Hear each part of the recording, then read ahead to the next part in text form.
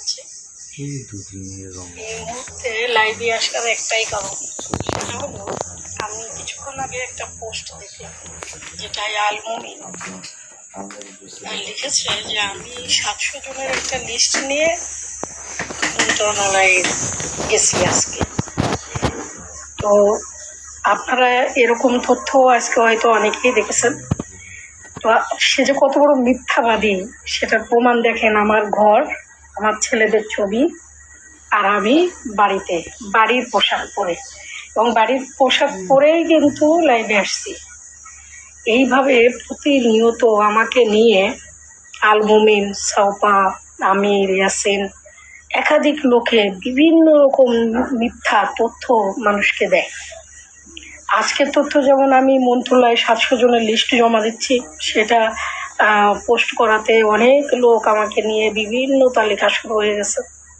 তা দেখেন প্রতিনিয়ত আমাকে নিয়ে তারা কি মিথ্যাচারটা না করে, কত অপপ্রচার চালায়। এরা যে কত বড় মানে কি বলবো, এদের মানে ওরা যে ভাষায় কথা বলে আমার এই ভাষা মুখে আসে না। এত মিথ্যা, এত মানে মিথ্যা কথা, অযৌক্তিক কথা বলে বলে মানুষকে বিভ্রান্ত করা, মানুষের ভুল তথ্য দিয়ে মানুষকে বিভ্রান্ত করা, এই জন্য এদের নেশায় পেয়ে গেছে।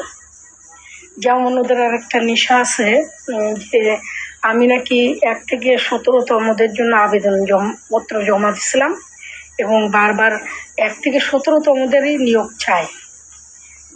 এইটা নিয়ে বারবারই আমার বিরুদ্ধে অপপ্রচার চালায়, এবং সেটাও যে কত বড় মিথ্যা সেটা এক হলো যারা নতুন তাদেরকে বলবো, এটা মন্ত্রণালয়ে যে যদি কেউ আবেদনপত্রে আমাদের করা আবেদনে যদি 1 থেকে 17তম দেখতে পায়, সেদিন বিচারের ভার আপনাদের। কিন্তু আমি আবেদন সবসময় 1 থেকে 12তমদের জন্যই করি।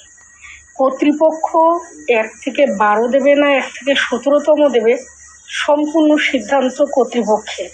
অথচ বারবারই এই যে মিথ্যাচার, মানুষকে বিভ্রান্ত করে যে আমরা চাই শুধু 13 থেকে 17তম নিয়োগ হোক, 1 থেকে 12তমদের নিয়োগ চাই না, এই জিনিসগুলো বলে বলে মানুষকে মানে একদম পুরো মানে কি যে হিংসাত্মক একটা মনোবৃত্তি, এবং কত ধরনের মিথ্যা বানোয়াট কথা বলে বলে মানুষকে একবারে কিভাবে মানুষের কাছে আমাকে অপপ্রচার করে আমাকে বিরুদ্ধে লেগে আছে।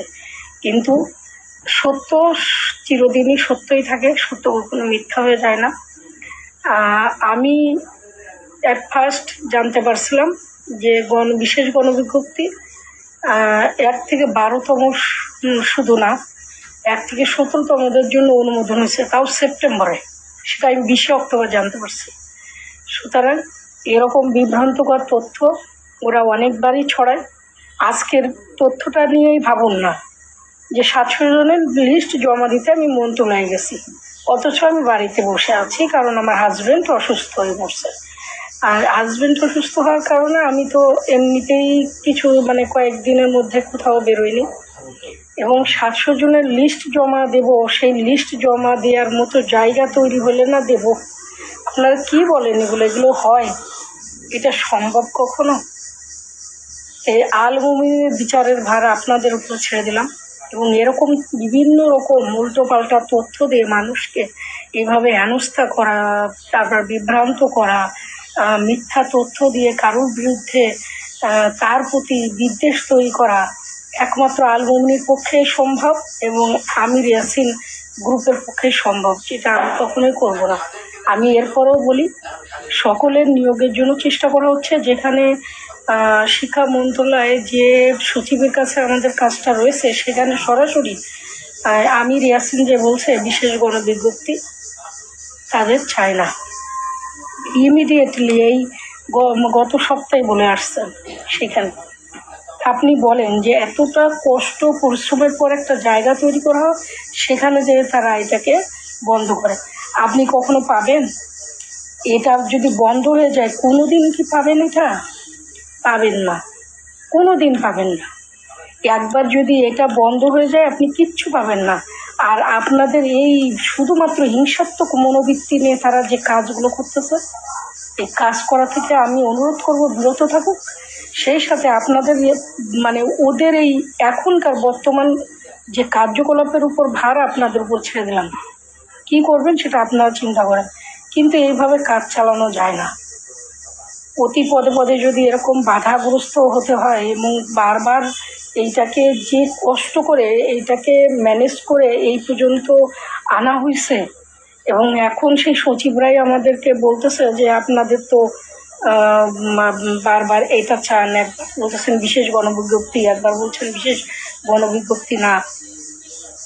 এখন কি বলবো, মানে ভাষা হারায় ফেলাই মাঝে মাঝে। আমি এখনও আবারও অনুরোধ করছি, কোনো বিভ্রান্তিকর তথ্য না ছড়ায়, বরং বিরোধিতা না করে সবার নিয়োগ যাতে নিশ্চিত করা যায় সেই লক্ষ্যে সবাইকে কাজ করতে হবে। এবং একটা বিজ্ঞপ্তি আমাদের চাই, যে বিজ্ঞপ্তির মাধ্যমে আবেদনের মাধ্যমে আমাদের নিয়োগ হবে। সুতরাং আর আল মুমিনীর এই ধরনের মিথ্যাচারকে বন্ধ যদি আপনারা না করতে পারেন, আমার কিছু বলার নাই। আজকে তথ্যটা দিয়েই দেখেন না, যে আজকে সে পোস্ট করছে 700 জনের লিস্ট নিয়ে মন্ত্রণালয়ে গেছি, আমি রয়েছি বাড়িতে। এই যে আমার ছেলে আমার সামনে শুয়ে আছে, ঠিক আছে, তো আমি রয়েছি বাড়িতে, ও পাঠাই দিল আমাকে মন্ত্রণালয়, তো আবার 700 জনের লিস্ট নিয়ে। বোঝেন যে কতখানি মিথ্যাচার সে করে। সুতরাং এর ব্যবস্থা করেন, সবই হবে।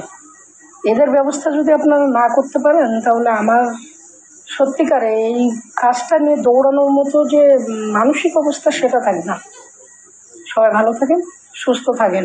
মিথ্যাচার, অপপ্রচার এদেরকে না বলেন।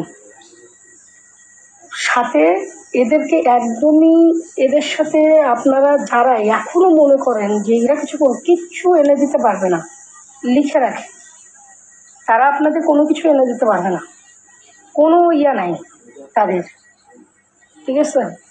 তো রাখি, বাড়ির ঘরোয়া অবস্থার মধ্যে দিয়ে আপনাদের সাথে কথা বললাম। সবাই ভালো থাকেন, আশা করি ভালো কিছু পাবো, কিন্তু বাধার সম্মুখীন হতে হচ্ছে বারবার। বাধা পেরিয়ে যাতে আমরা মূল লক্ষ্যে পৌঁছাতে পারি, সেটার জন্য অবশ্যই উপরওয়ালার কাছে প্রার্থনা করবেন, আমার জন্য দোয়া করবেন। ভালো থাকেন, সুস্থ থাকেন।